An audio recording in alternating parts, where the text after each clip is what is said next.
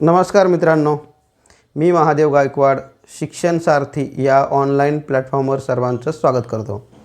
मित्रांनो, आजच्या या व्हिडिओमध्ये नुकताच सर्वोच्च न्यायालयाचा जो ऐतिहासिक निर्णय आला आहे शिक्षकाच्या संदर्भात, विशेषतः कंत्राटी शिक्षकाच्या संदर्भात, तो निर्णय काय आहे आणि त्या निर्णयाचा उपयोग आपली जी कोल्हापूर उच्च न्यायालयात याचिका दाखल आहे शिक्षण सेवक संदर्भात, त्या याचिकेत कसा उपयोग होऊ शकतो आणि आपण तो कसा करून घेणार आहोत, त्या संदर्भात आज आपण माहिती घेणार आहोत।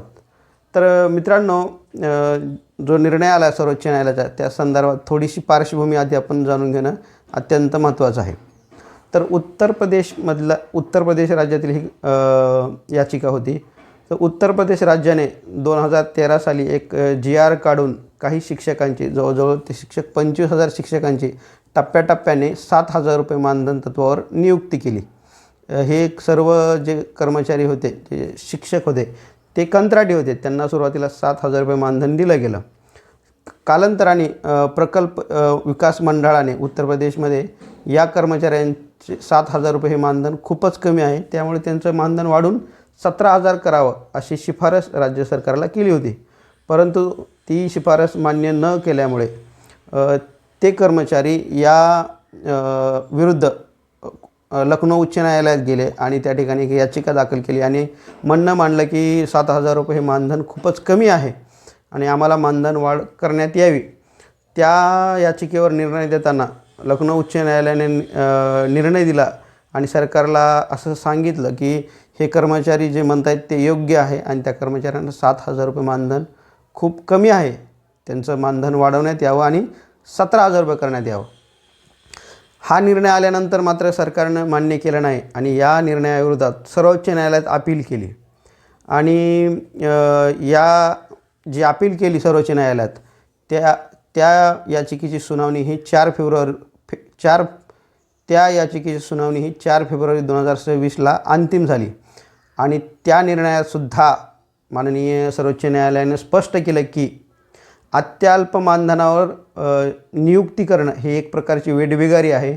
या ठिकाणी भारतीय राज्यघटनेचे कलम 23 याचा संदर्भ सर्वोच्च न्यायालयाने दिला आहे आणि उच्च न्यायालयाचा जो निर्णय होता तो कायम करत या कर्मचाऱ्यांना 7,000 रुपयाऐवजी 17,000 रुपये मानधन देण्यात यावं। आणि विशेष म्हणजे आणखी एक गोष्ट सर्वोच्च न्यायालयाने सांगितली आहे की या सर्व कर्मचाऱ्यांना मार्च 2017 पासून सर्व फरक देण्यात यावा आणि तो फरक ही 6 महिन्यात देण्यात यावा असं स्पष्ट निर्देश माननीय सर्वोच्च न्यायालयाने उत्तर प्रदेश राज्याला दिले आहेत।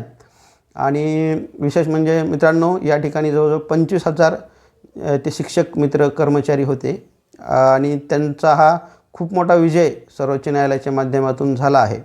मित्रांनो, आपली ही अशीच एक याचिका शिक्षण सेवक संदर्भात कोल्हापूर उच्च न्यायालयात दाखल आहे आणि आपणास माहिती आहे की त्याची दुसरी सुनावणी ही 26 फेब्रुवारी होणार आहे। तर मित्रांनो, जी आपली याचिका दाखल आहे त्या याचिकेत ही आपली प्रमुख मागणी हीच आहे की जॉईनिंगच्या पहिल्या दिवसापासून आम्हालाही फरक मिळाला पाहिजे, कारण आम्हीही समान काम समान वेतन यानुसार काम करत आहोत। यावेळेस आपण न्यायालयात एक टेबलसुद्धा जोडला आहे की नियमित शिक्षकांचे कामं कोणते आहेत आणि जे शिक्षण सेवक आहेत त्यांची कामे कोणती आहेत या संदर्भात आपण एक टेबलसुद्धा कामांचा आपण उच्च न्यायालयात सादर केला आहे।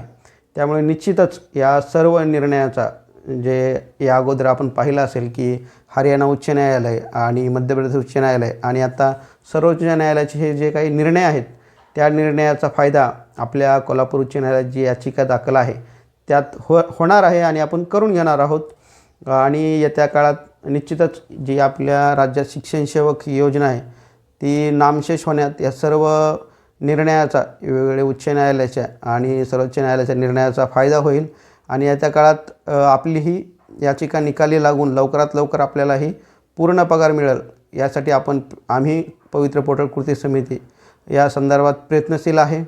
मित्रांनो, या सर्व याचिकेबद्दल किंवा कोल्हापूर उच्च न्यायालयात जी याचिका दाखल आहे त्या संदर्भात आपलं काय मत आहे या संदर्भात कमेंट बॉक्समध्ये कमेंट करा आणि चॅनल सबस्क्राईब करा। ऑथेंटिक आणि अधिकृत माहितीसाठी चॅनल सबस्क्राईब करा, शेअर करा, लाईक करा आणि व्हिडिओ पाहिल्याबद्दल सर्वांना खूप खूप धन्यवाद।